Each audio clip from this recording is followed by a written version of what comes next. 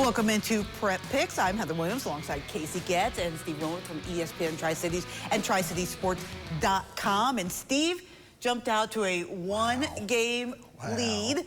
Really a pretty good week for all of us out of the gate on week one. But Steve, since you jumped out to the early lead, we're trying to bring you back to life here with a little Virginia Pickens first early on. Starting with a game between Virginia High and Patrick Henry to open up play in this Commonwealth. Yeah, Southwest Virginia, the great equalizer for myself. But yeah, great game here, Virginia High and Patrick Henry. Patrick Henry has produced 3 straight 2,000-yard rushers. Now, is that a great string of running backs, or is that a great offensive line? I think it's both, and much of that offensive line is returning this year, including Tyler Barrett. I don't think there's a third straight 2,000-yard back in the system because there's so many options for the Rebels this year. Virginia High, inexperienced last year, but very talented. Good win last week in that benefit game, but I don't think they're quite going to have enough for this powerful 4 senior-laden offensive line for Patrick Henry. I'll take the Rebels. If my memory serves correctly, I believe last year Patrick Henry beat Virginia High in Bristol.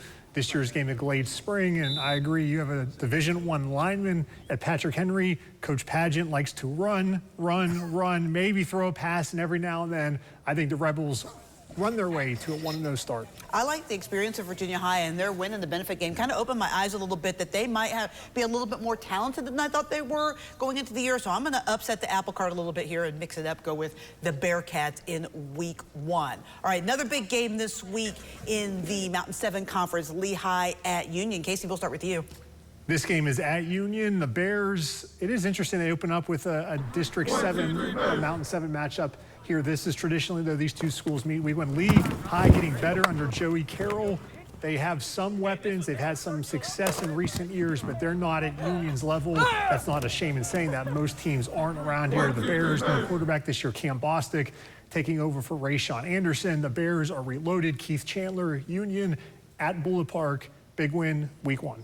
Yeah, Lehigh 4 wins next year. That's a step forward for the Generals. For sure not where they want to be. They only lost 6 seniors, however, coming in this year. But you're right, Union, 7 starters back on offense, 6 or 7 back on defense. Just too talented. A tough season opener to begin with. Then you throw in a conference opener. Then you throw it at Bullet Park. Just too much for Lee. I like the Bears. Yeah, I'll make it a clean sweep and go with Union as well. Chilhowie at Marion. Steve, little battle for Smith County bragging rights. Who do you like? 2 more teams that took a step forward last year. Chilhowie went from 0 wins to 5. Marion makes the playoffs as well. Chilhowie returned 7 starters on offense, 7 on defense. Marion, 15 starters back. Experience across the board. A lot of things similar to what we saw in the game last year, which Chilhowie won. That's the only way I can separate these two, is giving the Warriors the edge based on the fact that all these teams, these 2 teams have so much coming back, and Chilhowie won it last year. I'll stick with the Warriors here. This is a great rivalry game, really. I do think it is a toss-up. I'm going to take Marion because they're at home.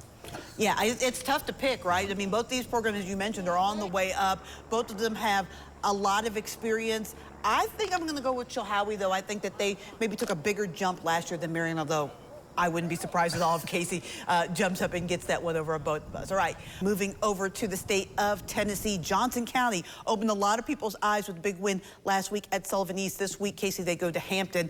Can they win their 2nd straight on the road? Of course they can. Will they? We'll find out on Friday night. But Johnson County, people are probably thinking, we should have went to that triple option a little bit earlier. 50-something to 7 over Sullivan East. What a great performance that was on the road. And Hampton loses at Pigeon Forge the 2nd year in a row. Hampton starts off the season with a loss. Last year they lost to Pigeon Forge. Then they, I believe, reeled off a couple nice wins after that. I can't imagine Hampton starting 0-2 in this game at home, even though Johnson County played so well. I think Hampton will be ready for that option. I'm going to take the Bulldogs, kind of with their backs against the wall, already 0-1. Can't see them going 0-2. I'll take Hampton. You know, one of the great things about this is not overreacting to what we saw in week 1. I think you look at the scores, and a lot of people think, well, Johnson County is going to win this game. I in fact, think Johnson County is going to win this game. But Hampton, you look at that loss at Pigeon Forge, 2 early turnovers really got them behind. And Hampton's not a team that's built to come from behind. They were not able to do it against Pigeon Forge. Johnson County, They lose a 4-year starting quarterback. They just restart everything, revamp the entire offense, go to Jamie Chadwell's triple option that Casey talked about. Then there's Juan Mejia. I think that's the difference on Friday night. Juan Mejia had over 200 yards, 4 touchdowns last week, and I think he'll have another big game. And Johnson County, second week in a row, wins on the road. They're my sleeper pick to be a contender this year in Northeast Tennessee. I give kudos to Hampton for starting out the season with back-to-back teams that are much bigger than them, the schools. I just think that the size and the difference in the schools is going to be too much for the Bulldogs to overcome. So I'm going to go with Steve and pick Johnson County. David Crockett, they also got a big win. Only one of us, it wasn't me, thought that they would get last week. Steve, who do you like this week as they have a big battle against Cherokee? It wasn't me either, by the way. Hi there. A battle of unbeatens here with Crockett and Cherokee. Two teams that put up a lot of offensive numbers last week. Crockett quarterback A.J. Wynn, over 226 yards total offense. Crockett pushed 400 yards as a team. Cherokee very balanced, about 170 and 80 yards through the air and on the ground. Cherokee now, folks, very quietly has won 5 of its last 6, but none have been of the caliber of David Crockett. In fact, I would argue if Cherokee can win Friday night, it's their biggest win since beating Morristown West as part of a 5-0 start in 2019. But Cherokee also gave up a lot of yards to Cocke County, and I think that's the difference. Crockett's offense will outscore Cherokee Friday night. Yeah, I like the Pioneers in this one as well. Even though it is at Cherokee, David Crockett, they only gave up 13 points to South Korea, and I believe they pitched a shutout in the second half of that game as well. Hayden Chanley always going to have that defense cooking on point. Coach Hensley's done a great job at Cherokee. I think that was a big win for them. You know, they lost last year to Cocke County, and I believe that was the only win Cocke County had all season last year. So to kind of get that off to a good start for Cherokee, but I don't think it's going to be enough in this one. I like the Pioneers to get the 2-0. I like the Pioneers as well, though. I think it's going to be close. I like Cherokee this year. I think they're going to be a strong contender for that number 3 seed in Region 4A. Is that how they do it? Tennessee? Okay, yes. I get confused sometimes. Region 1, 4A, and so I like them. I just think Crockett has a little bit more offensive firepower than what they're used to seeing, so I'll take them as well. All right, the big one, Dobyns-Bennett at Greenville. It's our Friday night rivals game of the week. Casey, you were on the call for this one. Actually, Steve, you'll be on the call for this one too on the radio. But since Casey's on the call here on our station, we'll let you go first. I think, yeah, Steve and I will be finding elbow room on Friday night down there at Burley Stadium, and also the pregame meal, of course. Greenville, you know, Dobyns-Bennett, certainly impressive that they won against Farragut. Come back after getting up early, then gave up a lead. They come back and get the win. Greenville, how about this stat, though, from the other night against Tennessee High? In the entire game, Greenville had 2 third-down plays the entire game on offense. Their offense only had a third-down situation twice. The starters for the offense were out in the first half against Tennessee High. Greenville's too much with Quillen. Caden Baugh, quarterback, his legs could be the difference. And then if DB focuses too much on that, they got those burners on the outside. Greenville, just too much to handle, I think, for the Indians. Greenville only ran 29 offensive plays and scored 7 times on those 29 offensive plays. It's easy to get lost in those playmakers that Casey talked about, but look at Greenville's offensive and defensive line. It is huge, it is experienced, and it's a difference-making offensive line for the Green Devil. That's why they can make all those big plays downfield. Meanwhile, Dobyns-Bennett kind of limping into this one. When that game ended on Friday, the Indians were down to their 4th running back. Only ran for 93 yards, although they only allowed on defense 41 to Farragut.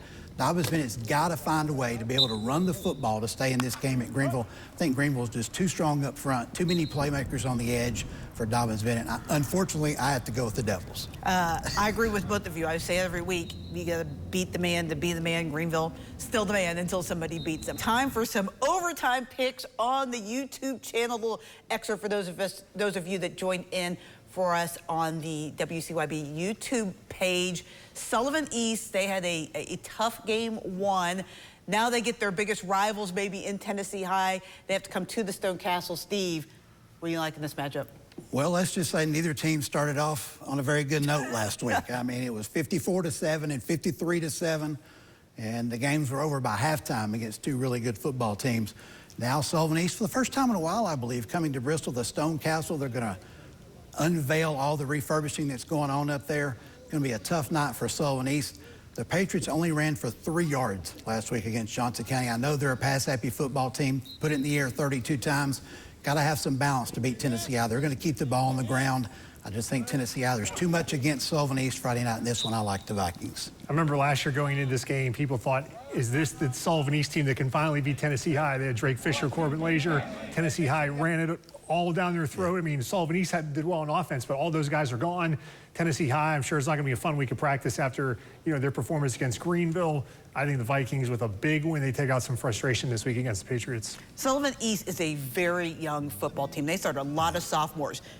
2 or 3 years from now, this team is going to be really good, but they're one of those teams that have a lot of 15-year-olds that are taking their lumps right now, learning the ropes, playing against 18-year-olds. They just don't have the experience. I'm going to take the Vikings as well. A couple of teams that are 1-0 on the season. Happy Valley at Unicoi County. Casey, we'll start with you. Well, earlier, Heather, when you said that I was the only one who picked David Crockett to beat Cherokee, I'm also the only one who did not pick Happy Valley to beat Cloudland, so I will certainly own that as well. And it worked so well for the Warriors last week. I'm going to do it again this week. I'm taking Unicoi County. That offense, I think, is a little more explosive. Yes, Happy Valley pitched a shutout against Cloudland. They did return the opening kickoff, so I believe only 2 touchdowns on offense for the Warriors. That will not be enough, I believe, against Unicoi County. I like the Blue Devils. Yeah, Happy Valley scored 19 early points and played scoreless football for 3 quarters to win over Cloudland. Meanwhile, Unicoi County, a battle of really good quarterbacks last week with Northview Academy. Colby Jones accounts for 4 touchdowns. He's got playmakers outside with Sellers and Cutlip. I just think Unicoi County has too much offense right now for Happy Valley. I'll take the Blue Devils. I think the difference in this is size and depth. Unicoi County got a lot of players for a Class 3A school. Meanwhile, Happy Valley is the smallest or one of the smallest Class 2A schools that are out there, and I think that's the difference. I'll take Unicoi County as well. Okay, let's go to the Commonwealth for a couple of picks. Steve, I love going to you first when we talk about Virginia teams. So, Abingdon at John Battle. You probably see me cheating with my notes here too. We go back to Southwest Virginia, but hey, this game's about one word, and it's called revenge. John Battle beat Abingdon last year. Battle lost about 15 seniors, replaced its coach with an Abingdon grad in Coach Hess. Abingdon returns a whole bunch of players on both sides of the ball. 9 starters on offense, 7 on defense have starting experience.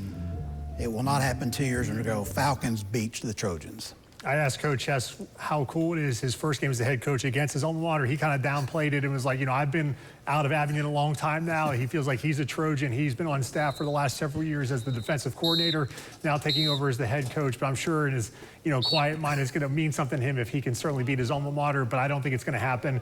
I like Abingdon as well. As Steve said, that was really the shocker of the early season last year when Battle beat them at Abingdon.